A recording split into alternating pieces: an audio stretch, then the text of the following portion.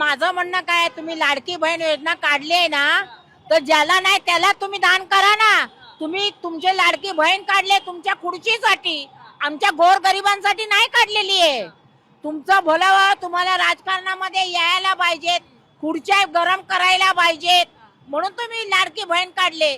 ज्या वेळेला लाडकी बहीण तुम्ही काढली त्यावेळेला हे कानून कायदे नव्हते की तुमच्या गाड्या तुमच्या नावावर पाहिजे, त्याचे रद्द. तुमच्या आता प्रत्येकाच्या घरी या जायला तर गाडी राहणारच ना. मग आता का की ज्याला गाड्या आहेत त्याचे पैसे बंद, ज्याला पगार जास्त आहे त्याचे पैसे बंद. कसली लाडकी बहीण? तुमच्या खुर्च्या गरम करायसाठी तुम्हाला लाडकी बहीण आहे. आमच्या गोरगरिबांसाठी लाडकी बहीण नाही.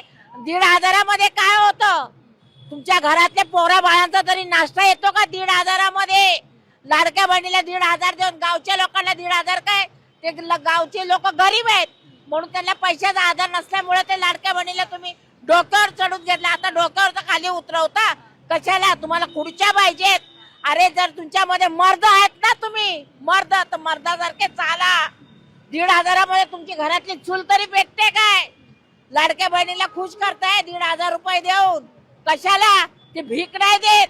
जे भिकारी असतील ते तुमचे 1,500 घेतील. आम्ही भिकारी, आम्ही कष्ट करून खातो. आम्ही कष्ट करतोय तरी आम्हाला बसून देत नाही. रोडला आम्ही कष्ट करून खातोय तरी आम्हाला बसून देत नाही. कसली लाडकी बहीण? तुम्हाला खुर्च्या पाहिजेत, तुम्हाला मतं पाहिजेत. 1,500 मध्ये तुम्ही मतं विकत घेताय. म्हणजे तुम्ही दलाल आहात. तुम्ही दलाल आहेत, दलाल.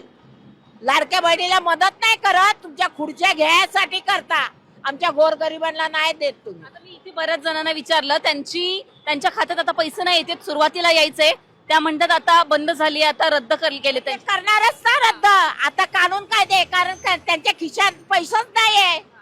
त्यांना खुर्च्या, त्यांना मतदान पाहिजे होते म्हणून त्यांनी ते लाडकी बहीण योजना काढली.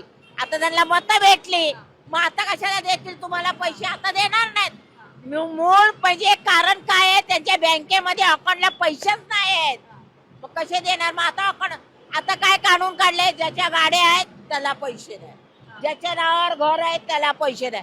मग पहिलाच तुम्ही काय विचार करायचा होता ना. पहिलाच विचार करायचा होता की बाबा ज्याच्या एवढं आहेत त्यांना पैसे नाही.